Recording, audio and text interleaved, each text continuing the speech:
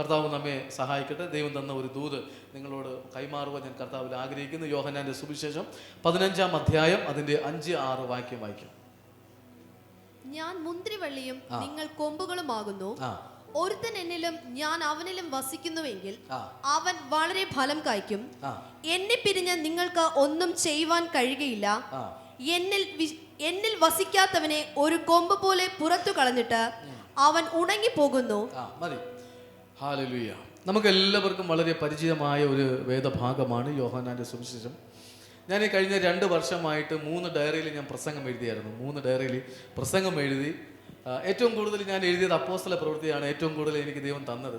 പക്ഷെ ഇവിടെ എത്താൻ സമയപ്പോൾ കർത്താവ് എനിക്ക് തന്നൊരു ദൂതാണിത്. കർത്താവ് പറഞ്ഞ് പോകണത്തല്ലേ ഇത് പ്രസംഗിക്കാൻ പറഞ്ഞു.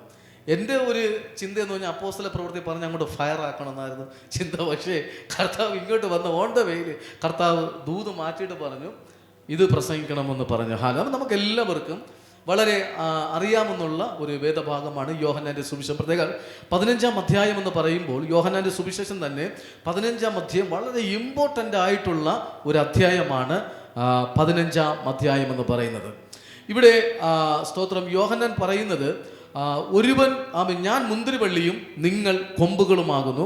ഒരുവൻ എന്നിലും ഞാൻ അവനിലും വസിച്ചാൽ അവൻ വളരെ ഫലം കായ്ക്കും. എന്നെ പിരിഞ്ഞ് നിങ്ങൾക്കൊന്നും ചെയ്യുവാൻ കഴിയത്തില്ല. അതിന് താഴോട്ട് പറയുകയാണ് ഈ വസിക്കാത്ത കൊമ്പിനെയെല്ലാം അത് ഉണങ്ങിപ്പോകും, അതിനെ തീയിലേക്കിട്ട് കത്തിക്കുമെന്നാണ് പറയുന്നത്. അപ്പോൾ ഈ യോഹന്നാൻ ദൈവ മക്കളോട് അല്ലെങ്കിൽ ദൈവസഭയോട് കൈമാറുന്ന ഒരു ആലോചന എന്ന് പറഞ്ഞാൽ നമ്മൾ പിതാവിൽ നാം എപ്പോഴും വസിക്കണം. ഹല്ലേലൂയ. ദൈവത്തിൽ നാം എപ്പോഴും വസിക്കണമെന്നാണ് യോഹന്നാന്റെ ആഗ്രഹം. അല്ലെങ്കിൽ യോഹന്നാൻ പിതാവിൻ്റെ ഹൃദയത്തെ ദൈവസഭയ്ക്ക് ദൈവ മക്കൾക്ക് യോഹന്നാൻ പിതാവിൻ്റെ ഹാർട്ടിനെ ദൈവസഭയ്ക്ക് കൈമാറുകയാണ്. നാം പിതാവിൽ അല്ലെങ്കിൽ യേശു കർത്താവിൽ നാം വസിക്കണമെന്നും. ഈ വസിക്കുക എന്ന വാക്ക് തന്നെ ഈ ഒരു അധ്യായത്തിൽ 10 പ്രാവശ്യത്തോളം അവിടെ മെൻഷൻ ചെയ്യുന്നുണ്ട്. അപ്പോൾ നമുക്കറിയാം വേദപുസ്തകം വായിക്കുമ്പോൾ നമുക്കറിയാം 2 പ്രാവശ്യമോ ഏറിപ്പോയാൽ 3 പ്രാവശ്യമേ റിപ്പീറ്റേഷൻ ഒരു അധ്യായത്തിൽ വരാറുള്ളൂ. പക്ഷേ ഈ യോഹന്നാന്റെ സുവിശേഷത്തിൽ ഈ ഒരു അബൈഡ് അല്ലെങ്കിൽ ഡ്വെല്ലിംഗ് അല്ലെങ്കിൽ വസിക്കുക എന്നുള്ളൊരു വാക്ക് മാത്രം 10 പ്രാവശ്യം തന്നെ ഈ ഒരു അധ്യായത്തിൽ അവിടെ പറയുകയാണ്.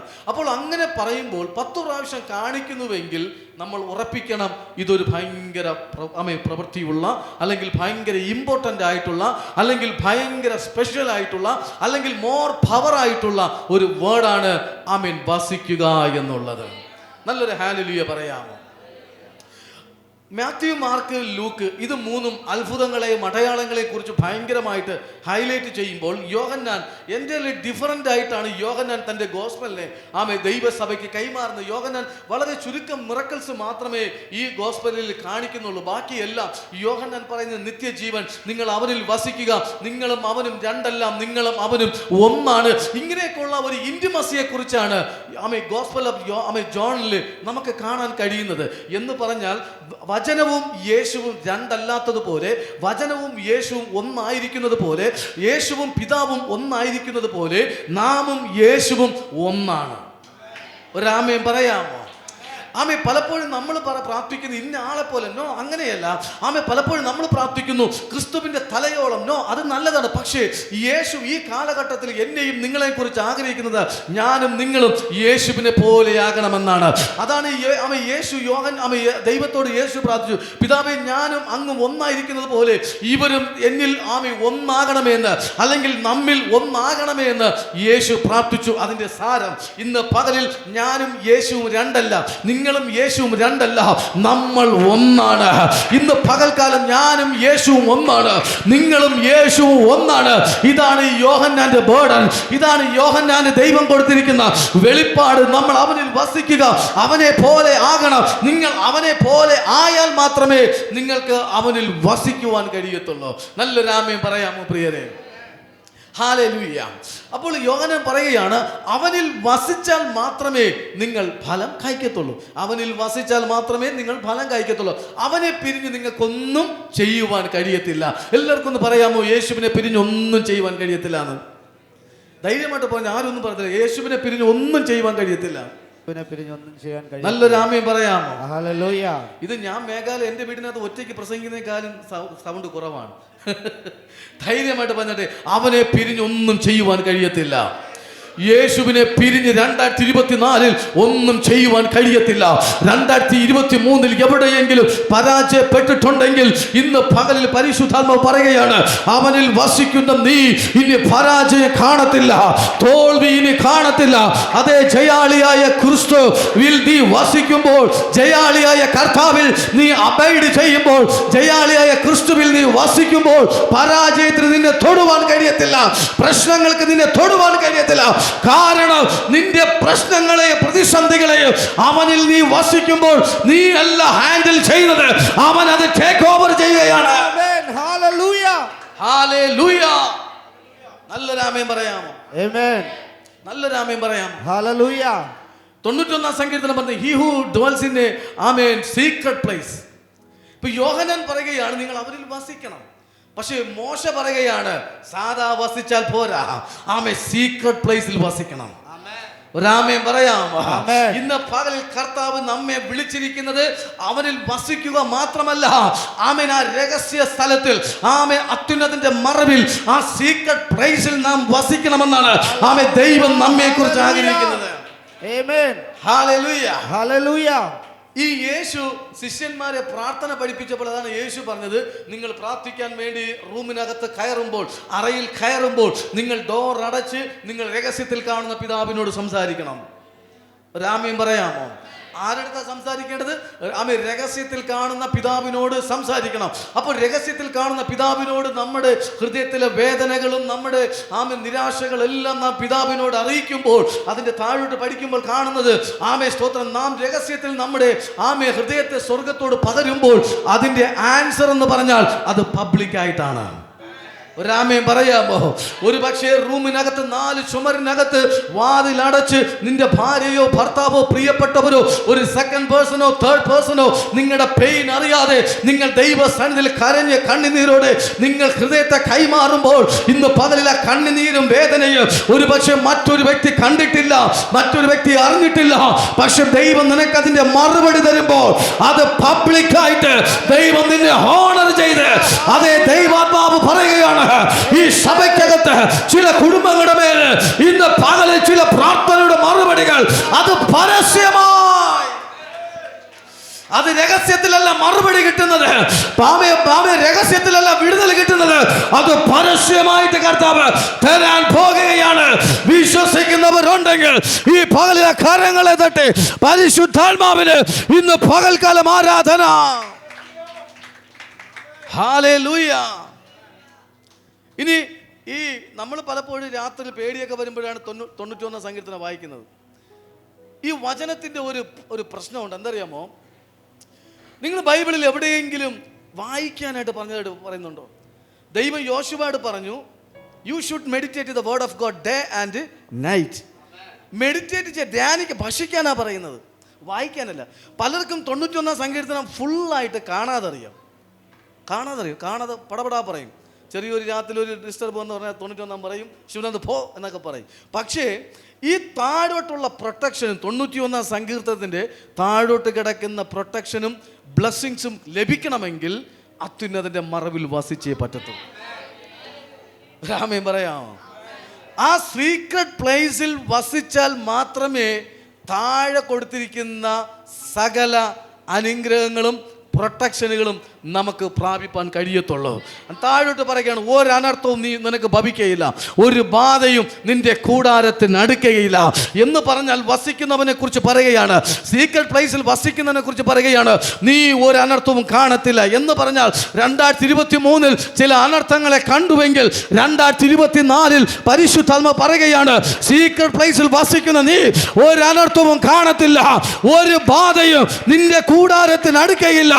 ഏതെങ്കിലും ബാധകൾ നിങ്ങളുടെ നന്മകളെ വിഴുങ്ങിയെങ്കിൽ, ഏതെങ്കിലും ബാധകൾ നിന്റെ ബിസിനസ്സിനെ വിഴുങ്ങിയെങ്കിൽ, ഏതെങ്കിലും ബാധകൾ നിന്റെ സ്വസ്ഥതയെ തകർത്തുവെങ്കിൽ, ഏതെങ്കിലും ബാധകൾ നിന്റെ തലമുറകളുടെ വിദ്യാഭ്യാസത്തെ വിഴുങ്ങിയെങ്കിൽ ഇന്ന് പകലിൽ എഴുന്നേറ്റ് പറ, 2024 ഞങ്ങൾ ഇതിനെ കാണത്തില്ല. ഹല്ലേലൂയ. ഒരു ബാധയും നിന്റെ കൂടാരത്തിന് അടുക്കയില്ല, ഒരു അനർത്ഥവും നിനക്ക് ഭവിക്കയില്ല. ആർക്കാ?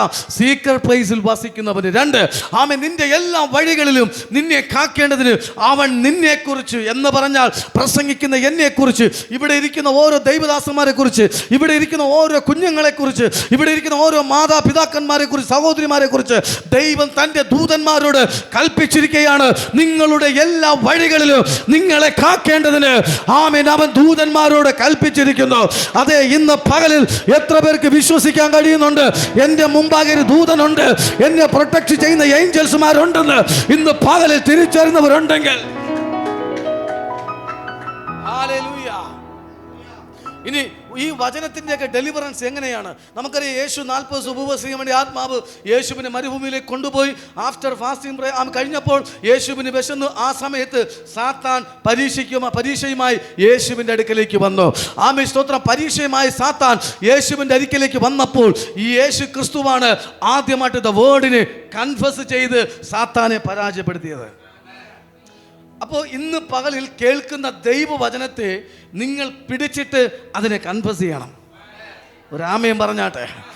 ഒരു ബാധ നിന്റെ കൂടാരത്തിൻ്റെ അടുക്കയിലെന്ന് പറഞ്ഞാൽ പറയണം, ഇനിമേൽ 2024 ഒരു അനർത്ഥവും ഒരു ബാധയും എൻ്റെ ഭവനത്തിലോ എൻ്റെ നന്മയിലോ എൻ്റെ തലമുറകളുടെ മേലോ എൻ്റെ പാരൻസിൻ്റെ മേലോ എൻ്റെ ഒരു ഏരിയയിലും ഒരു ബാധയും തൊടുവാൻ ദൈവം അനുവദിക്കത്തില്ല എന്ന് പറയണം. Hallelujah, hallelujah. ഈ വേർഡ് ആമേൻ, സ്തോത്രം, ആമേൻ, യേശു കൺഫസ് ചെയ്തപ്പോൾ സ്പോക്കൺ വേർഡ് റൈമയെ യേശു ക്രിസ്തു റിലീസ് ചെയ്തപ്പോൾ അവിടെ വചനം പറയുന്നു, കുറെ കാലത്തേക്ക് സാത്താൻ യേശുവിനെ വിട്ട് ഓടിപ്പോയി. ഒരു ആമേൻ പറഞ്ഞാട്ടെ. നമ്മുടെ ജീവിതത്തിൽ സീസൺ തുടങ്ങുമ്പോൾ ഈ ഒരു അന്തരീക്ഷം നമ്മുടെ ജീവിതത്തിൽ ദൈവം തുറക്കും. ഒരു ആമേൻ പറയാമോ? ഒരു ആമേൻ പറയാമോ? ഇന്ന് പകൽ എനിക്കറിയത്തില്ല, ആത്മാവ് എന്നോട് പറയുകയാണ്, ഈ കൂട്ടത്തിന് വേണ്ടി, ഇതിനകത്തിരിക്കുന്ന കുടുംബങ്ങൾക്ക് വേണ്ടി നിങ്ങൾ കഴിഞ്ഞ വർഷം അനുഭവിച്ച സ്ട്രഗിളിൻ്റെ ആ ഒരു സീസൺ കഴിഞ്ഞിരിക്കുകയാണ്. ഇനി നിങ്ങൾ ആ സ്ട്രഗിൾ സീസൺ നിങ്ങൾ കാണത്തില്ല. ഒരു പുതിയ സീസണിലേക്ക്, ഒരു പുതിയ അന്തരീക്ഷത്തിലേക്ക് ദൈവത്തിന്റെ പരിശുദ്ധാത്മാവ് നിങ്ങളെ നടത്താൻ പോകുകയാണ്. Hallelujah, hallelujah. ആമേൻ. അപ്പോൾ സീക്രട്ട് പ്ലേസിൽ വസിക്കണം. സീക്രട്ട് പ്ലേസിൽ വസിക്കണം. ഞാൻ സീക്രട്ട് പ്ലേസിൽ വസിക്കുമ്പോൾ അത് ഗ്രൂപ്പായിട്ടല്ല, അത് ഒറ്റയ്ക്കാണ്. എന്ന് പറഞ്ഞാൽ ഞാൻ എൻ്റെ ദൈവവുമായിട്ടിരിക്കുന്ന സീക്രട്ട് പ്ലേസിൻ്റെ ടൈം ഒരു പക്ഷേ എൻ്റെ വൈഫിന് അറിയാൻ പറ്റത്തില്ല. എൻ്റെ വൈഫ് ഇരിക്കുന്ന ടൈം ഒരു പക്ഷേ എനിക്കറിയാൻ പറ്റത്തില്ല. കാരണം അത് ദൈവവും ഞാനുമായിട്ടുള്ള ഒരു ടൈമാണ് ആ സീക്രട്ട് പ്ലേസ് എന്ന് പറയുന്നത്. ഇന്ന് പകലിൽ ആ ഒരു സീക്രട്ട് പ്ലേസിനകത്ത് നിൽക്കുന്നവർക്ക് വേണ്ടി കർത്താവ് ഭയങ്കര കാര്യങ്ങളെ ഇന്ന് പകലിൽ കർത്താവ് ചെയ്യാൻ പോകും. ദൈവം ഏലിയാവിനോട് പറഞ്ഞു, ആഹാബിൻ്റെ അടുത്ത് ചെന്ന് പ്രവചിക്കാൻ പറഞ്ഞു.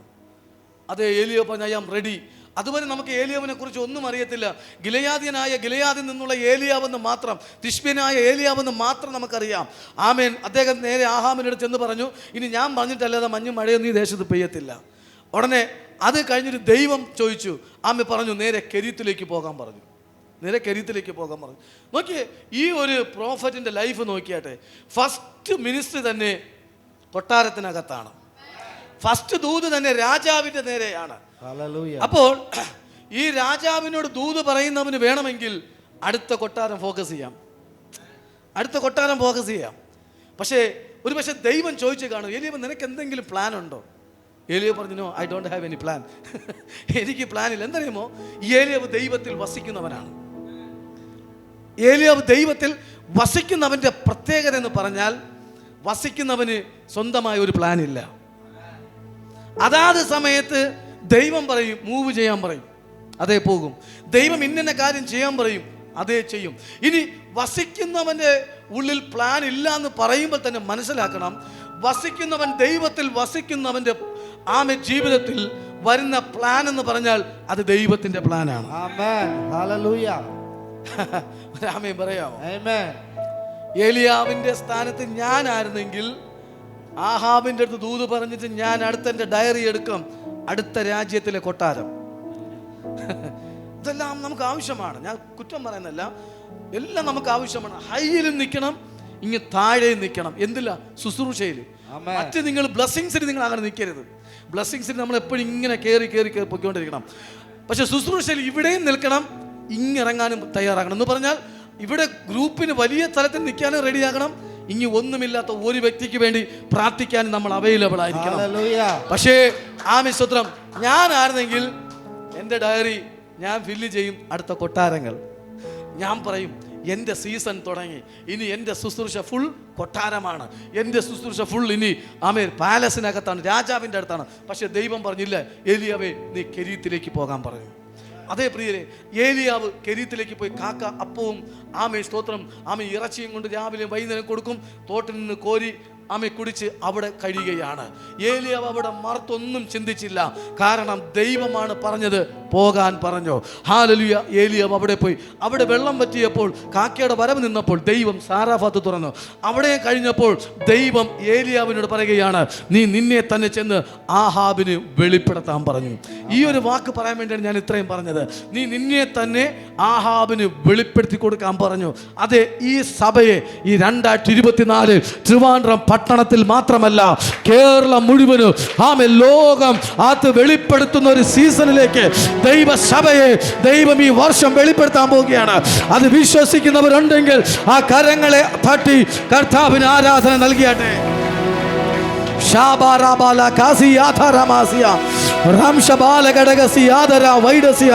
അതേ, ദൈവം പറഞ്ഞു, ഏലിയാവേ നീ നിന്നെ തന്നെ വെളിപ്പെടുത്താൻ പറഞ്ഞു. സഭയെ ദൈവം ദേശത്ത് വെളിപ്പെടുത്താൻ പോകുകയാണ്. Hallelujah, hallelujah. വസിക്കുന്നവന്റെ പ്രത്യേകത, അവൻ്റെതായിട്ടൊരു പ്ലാനില്ല. വസിക്കുന്നവന് ഒരു പ്ലാനില്ല. ഇന്ന് പകലിൽ നിങ്ങൾ എന്തെങ്കിലും പ്ലാനുകൾ കൂട്ടിയിട്ടുണ്ടെങ്കിൽ അതിനിന്ന് പകൽക്കാലം ഡിലീറ്റ് ചെയ്യണം. എന്തെങ്കിലും കാര്യങ്ങൾ തലമുറകൾക്ക് വേണ്ടി എന്ത് കാര്യങ്ങളാണെന്നാലും എന്തെങ്കിലും നിങ്ങൾ പ്ലാൻ ചെയ്തിട്ടുണ്ടെങ്കിൽ അതിനെ ഡിലീറ്റ് ചെയ്തിട്ട് പറയണം, കർത്താവേ അങ്ങയുടെ പ്ലാൻ എൻ്റെ ജീവിതത്തിൽ മാത്രം മതി. ഒരാമേൻ പറയാമോ? നാം ദൈവത്തിൽ വസിക്കുന്നുവെങ്കിൽ, യേശുവിൽ വസിക്കുന്നുവെങ്കിൽ ഇന്ന് പകൽക്കാലം എനിക്ക് എൻ്റേതായിട്ടൊരു പ്ലാൻ ഇല്ല. ഞാൻ മേഘാലയ പോകുന്നതിന് മുമ്പ് ഒത്തിരി പ്ലാനുകൾ ചെയ്തു. ഇടയ്ക്കൊക്കെ ഞാൻ പാസ്റ്റർ പറഞ്ഞു, ഇനി ലോക്ക്ഡൗൺ കഴിഞ്ഞിട്ട് ഇന്ന കാര്യങ്ങളൊക്കെ ഇവിടെ ഉണ്ട്, മീറ്റിംഗൊക്കെ ഉണ്ടെന്നൊക്കെ പറഞ്ഞതായിരുന്നു. പക്ഷെ ദൈവം എൻ്റെ പ്ലാനിനെ അങ്ങ് ഡിലീറ്റ് ചെയ്തപ്പോൾ, ഹല്ലേലൂയ, കർത്താവിൻ്റെ പ്ലാനുകൾ എൻ്റെ ജീവിതത്തിലേക്ക് തുറക്കാൻ തുടങ്ങി. ഒരാമയും പറയാമോ? ഒരാമയും പറയാമോ? ഇന്ന് പകൽക്കാലം ദൈവം നിനക്ക് തലമുറ തന്നിട്ടുണ്ടെങ്കിൽ നീ ഭാരപ്പെടണ്ട. തലമുറയുടെ പ്ലാന് ദൈവത്തിൻ്റെ കയ്യിൽ വെച്ചിട്ടുണ്ട്. തലമുറയുടെ പ്ലാന് ദൈവത്തിൻ്റെ പക്കലുണ്ട്. അതാത് സമയമാകുമ്പോൾ ദൈവം അത് നിനക്ക് വെളിപ്പെടുത്തി തരും. ദൈവം നിനക്കത് റിവീൽ ചെയ്ത് തരും. ഇന്ന് പകലിൽ അങ്ങനെയാണെങ്കിൽ എല്ലാ ഭാരങ്ങൾ ഇന്ന് പകൽക്കാലം ഈ ഹോളിന് പുറത്തു പോകട്ടെ. Hallelujah, hallelujah, hallelujah. ഏലിയ പ്രവാചകന് സ്വന്തമായ ഒരു പ്ലാനില്ല. അതാണ് വസിക്കുന്നവന്റെ ദൈവ മനുഷ്യന്റെ പ്രത്യേകത. ഒരു പ്ലാനുമില്ല. ദൈവം കൊട്ടാരത്തിൽ പോകാൻ പറഞ്ഞാൽ കൊട്ടാരത്തിൽ പോകും. കെരീത്ത് തോട്ടിൽ പോകാൻ പറഞ്ഞാൽ കെരീത്തിൽ പോകും. നിങ്ങൾക്കറിയാമോ, ഈ അപ്പോസ്തലൻ ശമരിയ മുഴുവനും തീ പിടിപ്പിച്ച ഭക്തനായിരുന്നു ഫിലിപ്പോസ്. ഭയങ്കരമായിട്ട് അത്ഭുതങ്ങളും അടയാളങ്ങളുമായി ജാതികളുടെ പട്ടണമായ ശമരിയ മുഴുവനും തീ പിടിച്ചു. അവിടെ മഹാസന്തോഷം ഉണ്ടായപ്പോഴാണ് ദൈവം പറഞ്ഞത്, ഫിലിപ്പോസ് നേരെ ഗസ എന്ന് പറയുന്ന നിർജ്ജന പ്രദേശത്തേക്ക് പോകാൻ പറഞ്ഞു. ഫിലിപ്പോസ് പോയി. ഹാലലൂയ. ഫിലിപ്പോസ് ഇവിടുത്തെ തീയും പിടിച്ച് നിന്നില്ല. ആ തീയും കൊണ്ട് നേരെ നിർജ്ജന പ്രദേശത്തേക്ക് പോയപ്പോഴാണ് അവിടെ ദൈവം ഒരു ഷണ്ടനെ കണക്ട് ചെയ്തത്. ഇന്ന് പകൽക്കാലം ദൈവത്തിൽ വസിക്കുന്നവന് മാത്രമേ ആ മൂവിനെ തിരിച്ചറിയാൻ കഴിയത്തുള്ളൂ. ദൈവത്തിൽ വസിക്കുന്നവന് മാത്രമേ എന്ത് ചെയ്യണമെന്നുള്ള ഡയറക്ഷനെ പ്രാപിക്കാൻ കഴിയത്തുള്ളൂ.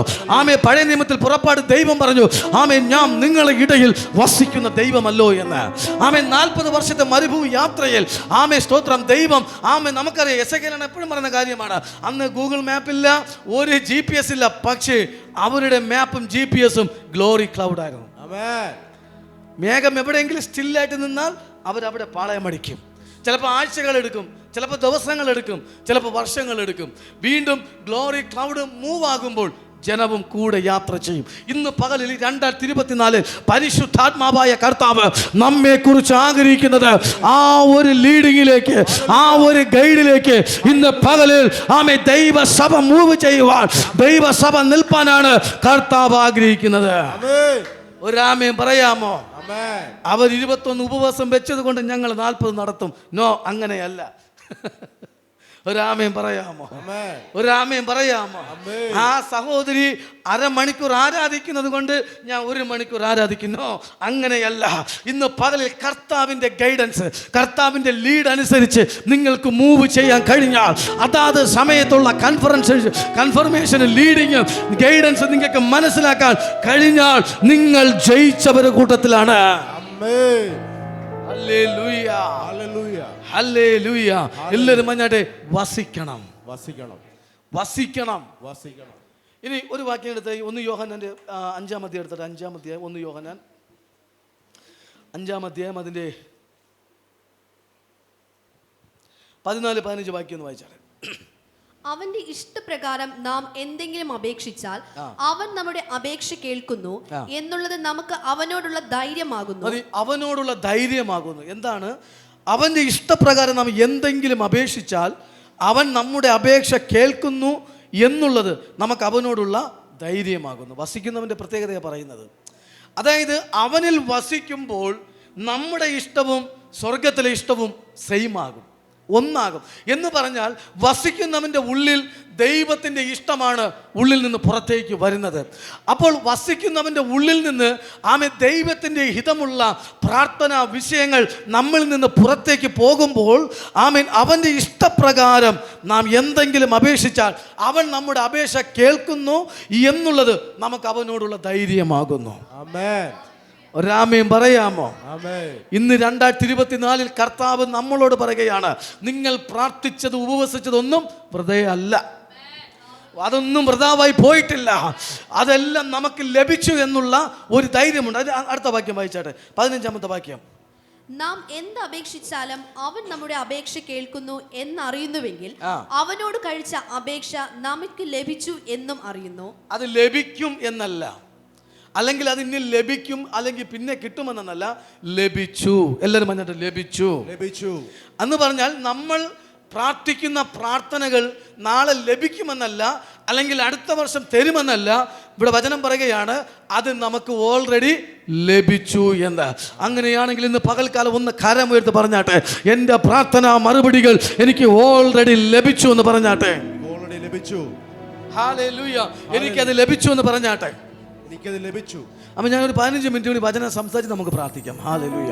ഈ ലൂക്കോസിന്റെ സുവിശേഷം 15-ാം അധ്യായത്തിലേക്ക് പോകുമ്പോൾ അപ്പൻ്റെ അടുക്കൽ നിന്ന് ഇളയ മകൻ ചോദിക്കണം, അപ്പം എനിക്കുള്ള സ്വത്തെല്ലാം എനിക്ക് വിഭാഗിച്ച് തരണമെന്ന് പറഞ്ഞു. ഈ അപ്പൻ ഈ ഇളയവൻ ചോദിച്ച ഉടനെ തന്നെ ഇതിനെ എല്ലാം അങ്ങ് കൈമാറുകയാണ്. എന്ന് പറഞ്ഞാൽ ഈ സ്വത്തിനെ എല്ലാം അവൻ അങ്ങ് വിഭാഗിച്ചു കൊടുത്തു. നിങ്ങൾക്ക് ലോകത്ത് ഏതെങ്കിലും ഇങ്ങനെ ഒരു അപ്പനുണ്ടോ എന്ന് പറഞ്ഞാൽ ഇളയൻ വന്ന് ചോദിക്കണം, അപ്പം എൻ്റെ സ്വത്ത് തരാൻ പറഞ്ഞാൽ നമ്മളാണെങ്കിൽ പറയും നീ ഒന്ന് വെയിറ്റ് ചെയ്യണം, അല്ലെങ്കിൽ നീ ഒന്ന് സമയമാകട്ടെ എന്ന് പറയും. അല്ല, ചോദിച്ച ഉടനെ ഈ അപ്പൻ ഈ സ്വത്ത് ഈ മകന് വിഭാഗിച്ചു കൊടുത്തു. ഇതും കൊണ്ട് അവൻ ദൂരദേശത്തേക്ക് പോയി അവനിലുള്ള പണം മുഴുവനും അനാവശ്യമായി ചെലവഴിച്ച് പണം മുഴുവനും തീർന്നു. അവൻ നിന്ന സ്ഥലം മഹാക്ഷാമം കൊണ്ട് നിറഞ്ഞു. ഒരാമേൻ പറയാമോ? ആമേൻ. ഇവൻ വന്നത് സമ്പത്തും കൊണ്ടാണ്. അപ്പൻ്റെ ഭവനത്തിൽ നിന്ന് ഇവൻ വന്നത് സമ്പത്തുണ്ട്. പക്ഷേ ഇവൻ്റെ സമ്പത്ത് തീർന്നതും അവനായിരിക്കുന്ന ദേശം ക്ഷാമം കൊണ്ട് മാറി. ക്ഷാമം കൊണ്ട് നമ്മൾ ചിലരെ കുറിച്ച് പറയത്തില്ല, അവൻ എവിടെ പോയാലും ഇങ്ങനെയാണ്. ഞാൻ വാക്ക് പറയുന്നില്ല, നമ്മൾ പറഞ്ഞുകൂടാ, ഇങ്ങനെയൊക്കെയാണ്. അതുപോലെയാണ് ഇവൻ അപ്പനിൽ നിന്നുള്ള സ്വത്തെല്ലാം എടുത്തുകൊണ്ട് ഇവൻ അതിനെ വന്നു, അപ്പൻ്റെ പ്രസൻസ് വിട്ട് ദൂരദേശത്തേക്ക് വന്നു. പണം മുഴുവനും അനാവശ്യമായി ചെലവഴിച്ചു തീർന്നു. ആ ദേശത്ത് ക്ഷാമം പിടിപ്പെട്ടു. ദൈവവചനം പറയുന്നു, ദൈവത്തിൻ്റെ പ്രസൻസ് വിട്ട് നമ്മൾ മാറുമ്പോൾ നമ്മുടെ കരങ്ങളിലേക്ക് വരുന്ന സമ്പത്ത് വെള്ളം പോലെ ഒഴുകിപ്പോകുമെന്ന്. എങ്ങനെ ഒഴുകിപ്പോകും? വെള്ളം പോലെ ഒഴുകിപ്പോകും. ഇന്ന് പകലിൽ ദൈവത്തിൽ വസിക്കുന്ന നാം ആണെങ്കിൽ അത് നമുക്ക് കിട്ടുന്നത് നമ്മുടെ കയ്യിൽ അത് ചോർന്നു പോകത്തില്ല. ഒരാമയും പറയാമോ? ദൈവരാജ്യത്തിന് ദൈവത്തിൻ്റെ പ്രിൻസിപ്പിൾ നമ്മൾ ഫോളോ ചെയ്ത് അത് വിതയ്ക്കുന്നവനാണെങ്കിൽ നമ്മുടെ കരത്തിൽ വരുന്ന സമ്പത്ത് വെള്ളം പോലെ ഒഴുകി പോകത്തില്ല. അത് നമ്മളിലുള്ള സമ്പത്ത് അത് വർദ്ധിക്കത്തേ ഉള്ളൂ. Hallelujah, hallelujah, hallelujah.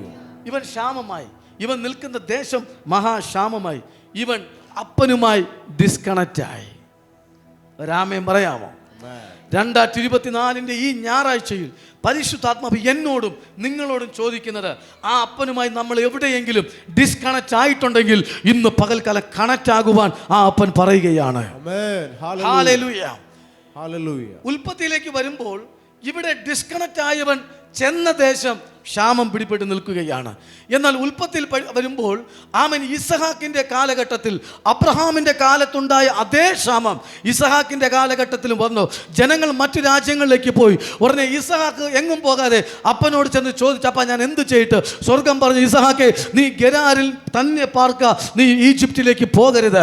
ആമേ സ്തോത്രം. ദൈവം ഇസഹാക്കിനോട് പറഞ്ഞു, നീ കാറ്റിനെ നോക്കണ്ട, നീ മഞ്ഞിനെ നോക്കണ്ട, ക്ഷാമം പിടിച്ച് വരണ്ട് കിടക്കുന്ന ഭൂമിയെ നീ നോക്കണ്ട, നീ വിതച്ചു കൊള്ളുവാൻ പറഞ്ഞു.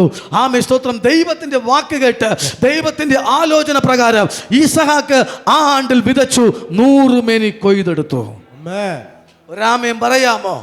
ദൈവത്തിൽ വസിക്കുന്നവൻ ആമെ കാണുന്നത് പ്രതികൂലമായിരിക്കാം, കാണുന്നത് അനുകൂലത ഒന്നും കാണത്തില്ല, ആമെ നോക്കുമ്പോൾ ഒന്നുമില്ല, നന്മയൊന്നുമില്ല.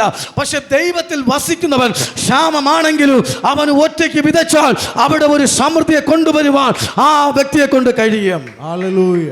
ഹല്ലേലൂയ. നിങ്ങൾക്ക് പിടികിട്ടിയോന്ന് എനിക്ക് അറിയത്തില്ല. ഇന്ന് പകലിൽ ഒരുവൻ ഡിസ്കണക്റ്റ് ആയപ്പോൾ അവിടെ ക്ഷാമം പിടിപ്പെട്ടു. ഒരുവൻ കർത്താവിൽ കണക്റ്റഡായി നിൽക്കുന്നവൻ ആമെ ക്ഷാമമാണ്, പക്ഷെ ദൈവം പറഞ്ഞു വിതയ്ക്കാൻ പറഞ്ഞു. അവൻ വിതച്ചു, അവന് 100 മേനി കൊയ്ത്തുണ്ടായി. അതെ, ഇന്ന് പകൽക്കാലം ദൈവത്തിൽ കണക്റ്റഡായി നിൽക്കുന്ന ഒരു ദൈവ പൈതൽ ഒരു വീട്ടിൽ നിന്ന് ഒറ്റയ്ക്കാണെങ്കിലും ശരി തന്നെ, നീ നിമിത്തം നിന്റെ കുടുംബം ആമെ സമൃദ്ധി കൊണ്ട് നിറയും. ഹല്ലേലൂയ. ഒരാമേൻ പറയാമോ? ഒരാമേൻ പറയാമോ? നീ നിമിത്തം നിന്റെ ദേശത്തിലെ ക്ഷാമം മാറ്റുവാൻ കഴിയോ? ആമേൻ. നീ നിമിത്തം നിന്റെ കുടുംബത്തിലെ ക്ഷാമം മാറ്റുവാൻ കഴിയോ? കാരണം നീ ക്രിസ്തുവിൽ വസിക്കുന്ന വ്യക്തിയാണെങ്കിൽ നിന്നിൽ കൂടി ദൈവത്തിന് സൂപ്പർ നാച്ചുറൽ ആയിട്ടുള്ള ദൈവത്തിന്റെ സമൃദ്ധി തരുവാൻ ദൈവത്തിന് കഴിയും. ഹല്ലേലൂയ. ഡിസ്കണക്റ്റ് ആയവൻ ക്ഷാമത്തിൽ നിൽക്കുകയാണ്. ഇതെല്ലാം ആയപ്പോൾ അവന് ബോധം വന്ന്, സുബോധം വന്നിട്ട് അവൻ പറഞ്ഞു, ഞാൻ എൻ്റെ അപ്പൻ്റെ ഭവനത്തിലേക്ക് മടങ്ങിപ്പോകും. അപ്പൻ്റെ ഭവനത്തിലേക്ക് മടങ്ങിപ്പോകാൻ വേണ്ടി ചിന്തിച്ച് എഴുന്നേറ്റതും അതവിടെ അപ്പൻ അറിഞ്ഞു. ഈ നദനേല് അത്തിയുടെ ആമയെ ചുവടിൽ ഇരുന്നപ്പോൾ തന്നെ യേശു പറഞ്ഞു, നദനേൽ ചോദിച്ചു, നസറത്തിൽ നിന്ന് വല്ല നന്മയും വരുമോ എന്ന് ചോദിച്ചു. ഫിലിപ്പോസ് പറഞ്ഞു, വന്ന് കാണുക എന്ന് പറഞ്ഞതും യേശുവിനെ കണ്ട്. സാധാ നന്മയല്ല, നന്മയുടെ സോഴ്സിനെയാണ് കണ്ടത്. ഒരാമേൻ പറയാമോ? ഹല്ലേലൂയ. അതായത് ഇന്ന് പകലിൽ നമുക്ക് എന്തെങ്കിലും ക്വസ്റ്റ്യൻ ഉണ്ടെങ്കിൽ അതിന്റെ സോഴ്സ് നമ്മുടെ കർത്താവാണ്. ഒരാമേൻ പറഞ്ഞാട്ടെ. ഉടനെ ഈ നദനേലിനെ കണ്ടത് യേശു കർത്താവ് പറയുകയാണ്, ഇതാ സാക്ഷാൽ ഇസ്രായേൽ, ഇവനിൽ കപടമില്ല എന്ന്. ഉടനെ അവൻ ചോദിക്കും, നീ എന്നെ എങ്ങനെ അറിയാം? നീ അത്തിയുടെ കീഴിൽ ഇരുന്നപ്പോഴേ ഞാൻ നിന്നെ കണ്ടു. അതാണ് യേശു അത്തിയുടെ കീഴിൽ നിന്ന് മുകളിൽ ഇരുന്ന സക്കായിയുടെ അത്തിയുടെ അടുക്കൽ വന്ന് യേശുവൻ സക്കായിയെ ഇറങ്ങി വരിക, ഇന്ന് ഞാൻ നിന്റെ കുടുംബ ഭവനത്തിലുണ്ട്. അപ്പോൾ നോക്കണമേ, ഇവന് സുബോധം വന്ന് അപ്പന്റെ ഭവനത്തിലേക്ക് പോക എന്ന് ഇവൻ ചിന്തിച്ച് ഈ എഴുന്നേറ്റ് അപ്പൻ്റെ ഭവനത്തിലേക്ക് ചെന്നതും ഇവൻ ഒരൊറ്റ വാക്കേ പറഞ്ഞുള്ളൂ, അപ്പ, ഞാൻ നിനക്കും സ്വർഗത്തിനോടും ഞാൻ പാപം ചെയ്തിരിക്കുന്നു. അപ്പ എന്ന് വിളിക്കും ഞാൻ യോഗ്യനല്ല, മകൻ എന്നുള്ള വിളിക്കും ഞാൻ യോഗ്യനല്ല എന്ന് പറഞ്ഞതും ഇത് കേൾക്കാൻ പോലും തയ്യാറല്ലാതെ ആ അപ്പൻ 2 കരവും ഇങ്ങനെ വിടർത്തിയിട്ട് അവനെ ചെന്ന് ഓടി ചേർത്ത് പിടിച്ചിട്ട് അവന് സ്നേഹ ചുംബനം കൊടുത്തിട്ട് അപ്പൻ ഭയങ്കര ധൃതിയിലാണ്. അവന് മോതിരം അണിയിക്കുന്നു, അവന് പുതിയ ചെരുപ്പ് കൊടുക്കുന്നു, അവന് പുതിയ വസ്ത്രം കൊടുക്കുന്നു. ആമെ നല്ല കൊഴുത്ത ആമെ മൃഗത്തെ അറുത്ത് അവിടെ വലിയ ഉത്സവത്തെ ആചരിക്കുകയാണ്. ഒരാമേൻ പറയാമോ?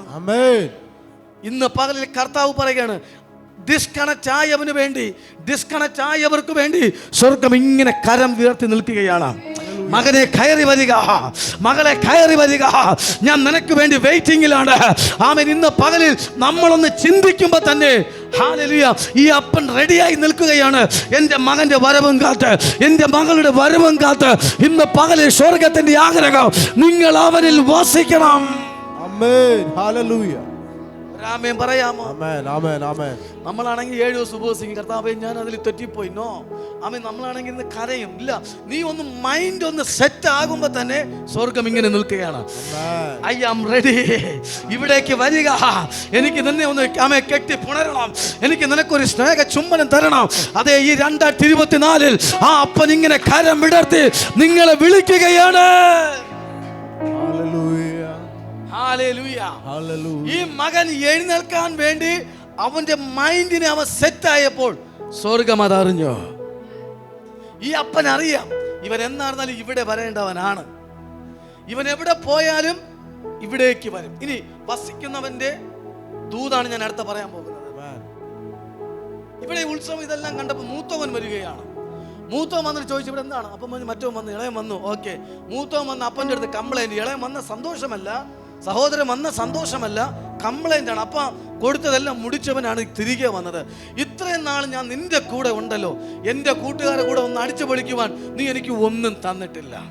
ഉടനെ അപ്പൻ മകനോട് പറയുകയാണ്. ആമേൻ. അതിന് 31 വായിച്ചാണ് സിസ്റ്റർ, അതിൻ്റെ 15. അത് നിങ്ങൾ അത് വേണമെങ്കിൽ ഒന്ന് മാർക്ക് ചെയ്തോതും. ലൂക്കോസ് സുവിശേഷം 15:31.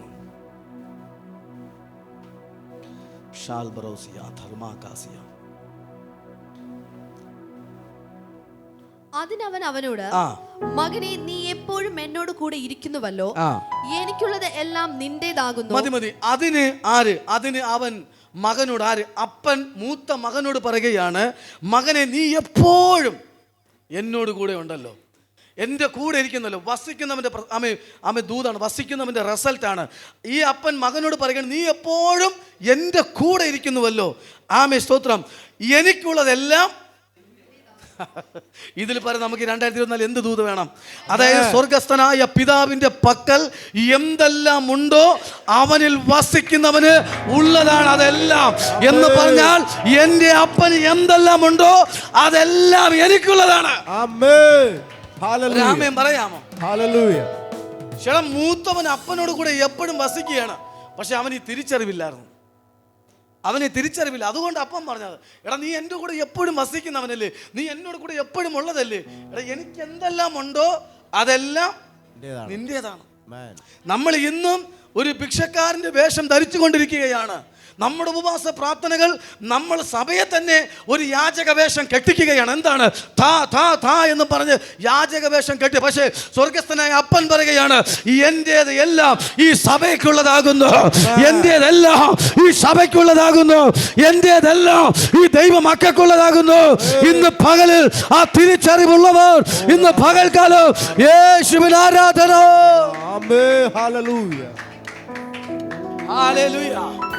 മക്കളെങ്കിലും നിങ്ങൾ അവകാശികളും ദൈവത്തിന്റെ അവകാശികളും ക്രിസ്തേശുവിന്റെ കൂട്ടവകാശികളുമാകുന്നു. ഇന്ന് പകൽക്കാലം നമ്മൾ ദാസ്യത്തിന്റെ ആത്മാവിനെ അല്ല അപ്പാ പിതാവേ എന്ന് വിളിപ്പാൻ സ്വപുത്രത്തിന്റെ ആത്മാവിനെ നൽകിയ ഇന്ന് പകലിൽ നാം ആയിരിക്കുന്നത്. ഇന്ന് പകൽക്കാലം ദാസ്യത്തിന്റെ മുഖം ഇന്ന് പകലിൽ പൊട്ടട്ടെ, യാചക മുഖം ഇന്ന് പകലിൽ പൊട്ടട്ടെ, ബന്ധനങ്ങൾ ഇന്ന് പകൽക്കാലം തകരട്ടെ. എന്റേതെല്ലോ നിന്റേതാകുന്നു മകനെ.